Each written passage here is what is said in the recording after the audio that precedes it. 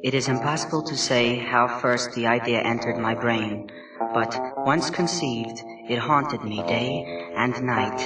Object, there was none.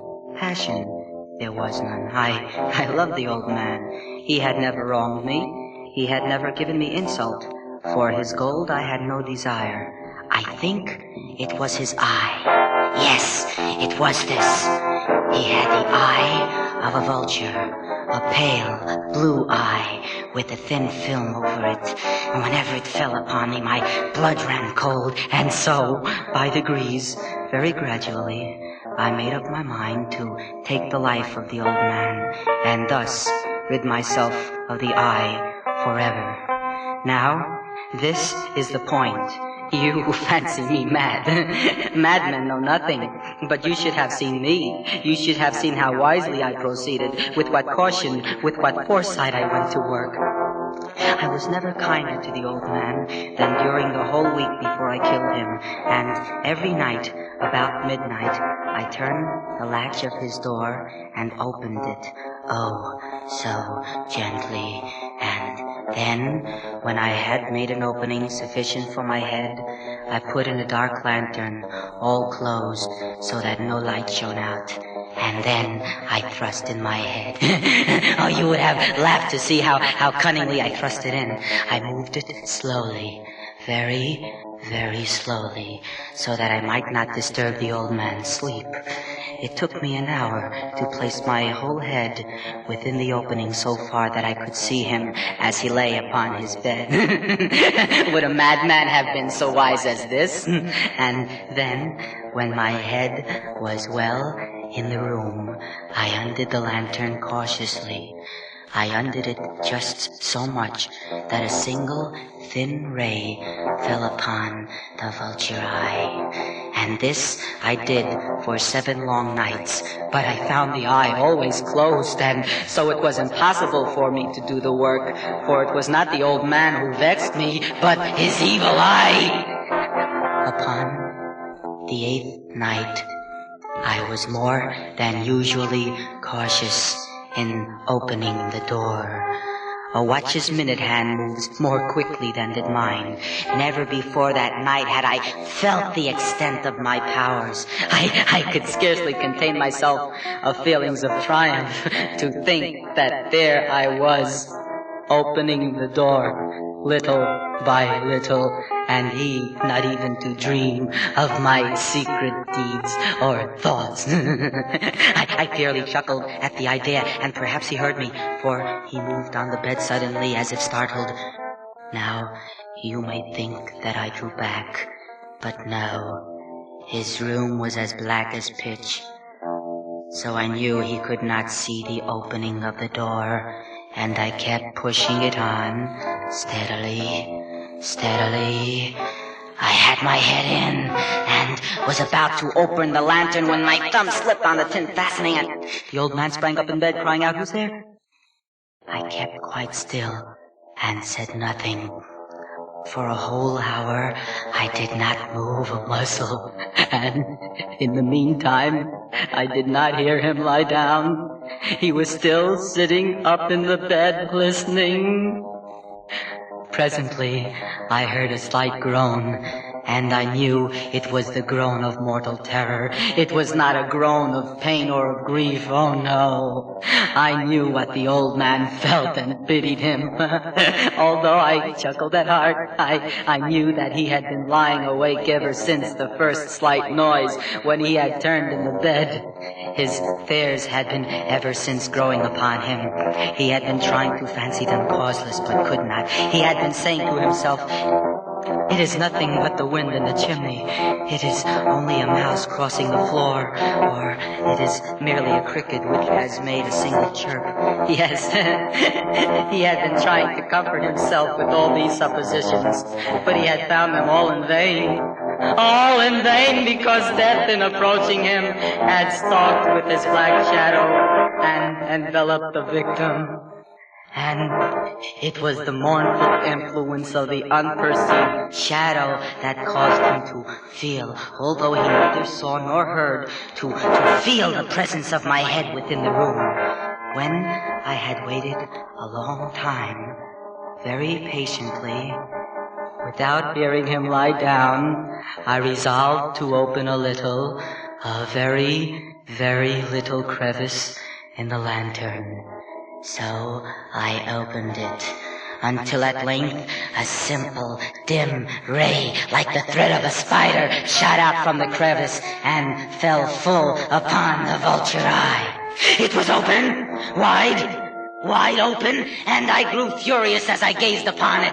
I saw it with a perfect distinctness, all a dull blue with a hideous veil over it that chilled the very marrow in my bones. But I couldn't see nothing else of the old man's face or person, for I had directed the ray as if by instinct precisely upon the damned spot. And have I not told you that what you mistake for madness is but over-acuteness of the senses? Now, I say, there came to my ears a low, dull, quick sound, such as a watch makes when enveloped in cotton. I knew that sound well, too.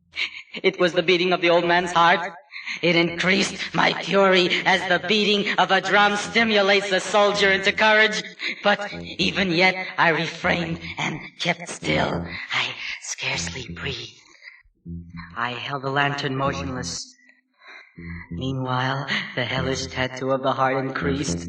It grew quicker and quicker and louder every instant. The old man's terror must have been extreme. It grew louder, I say, louder every moment. Do you mark me well? I have told you that I am nervous. So I am. And now, at the dead hour of night, amid the dreadful silence of the old house, so strange a noise as this excited me to uncontrollable terror. Yet, for some minutes longer, I refrained and stood still. But the beating grew louder. I thought the heart must burst, and now a new anxiety seized me. The sound would be heard by a neighbor. The old man's hour had come. With a loud yell, I threw open the lantern and leaped into the room. He shrieked once only. In an instant, I dragged him to the floor and pulled the heavy bed over him. I then smiled gaily to find the deed so far done. But for many minutes, the heart beat on with a muffled sound. This, however, did not vex me. It would not be heard through the wall. At length, it ceased. The old man was dead. I removed the bed and examined the corpse. Yes, he was stone dead. I placed my hand upon the breast and held it there for many minutes. There was no pulsation. He was stone dead. His eye would trouble me no more. If you still think me mad, you will think so no longer when I describe the wise precautions I took for the concealment of the body. First of all, I dismembered the corpse. I cut off the head and the arms and the legs. I then took up 3 planks from the flooring and deposited all between the scantlings. I then replaced the boards so cleverly, so cunningly, that no human eye, not even his, could have detected anything wrong. There was nothing to wash out, no stain of any kind, no blood spot whatever. I had been too wary for that. A tub had caught it all.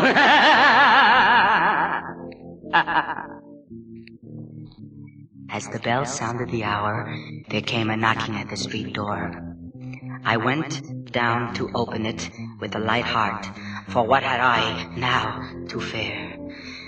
There entered 3 men who introduced themselves with perfect suavity as officers of the police. A shriek had been heard by a neighbor during the night. Suspicion of foul play had been aroused. Information had been lodged at the police office, and they had been authorized to search the premises. I smiled, for what had I to fear? I bade the gentleman welcome. The shriek, I said, was my own in a dream. The old man, I mentioned, was absent in the country. I took my visitors all over the house. I bade them search well. I led them at length to his room. I showed them his treasures, secure, undisturbed. In the enthusiasm of my confidence, I brought chairs into the room and desired them here to rest from their fatigues, while I myself, in the wild audacity of my perfect triumph, placed my own seat upon the very spot beneath which reposed the corpse of the victim. The officers were satisfied. My manner had convinced them. I was singularly at ease. They sat, and while I answered cheerily, they chatted of familiar things. But ere long, I felt myself getting pale and wished them gone. My head ached, and I fancied a ringing in my ears, but still they sat and still chatted. The ringing became more distinct. It continued and became more distinct. I talked more fluently to get rid of the feeling, but it continued and gained definiteness, until at length I knew that the sound was not within my ears. No doubt I grew very pale, but I talked more fluently and with a heightened voice, yet the sound increased, and what could I do? I gasped for breath, and yet the officers heard it not. I talked more quickly, more vehemently, but the noise steadily increased. I arose and argued about trifles in a high key and with violent gesticulations, but the noise steadily increased. Why would they not be gone? I paced the floor to and fro with heavy strides as if excited to fury by the observations of the men, but the noise steadily increased. Oh God, what could I do? I foamed, I raved, I swore. I flung the chair upon which I had been sitting and grated it upon the floor, but the noise arose over all and continually increased. It grew louder, louder, louder, and still the men chatted pleasantly and smiled.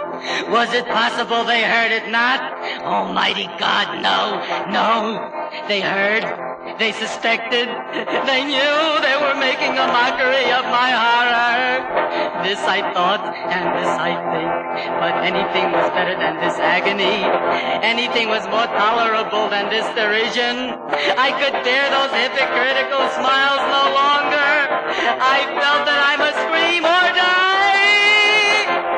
And now, again, louder, louder, louder, villains! I shrieked. Dissemble no more, I admit the deed. Tear up the planks. Here it is, the beating of his hideous heart.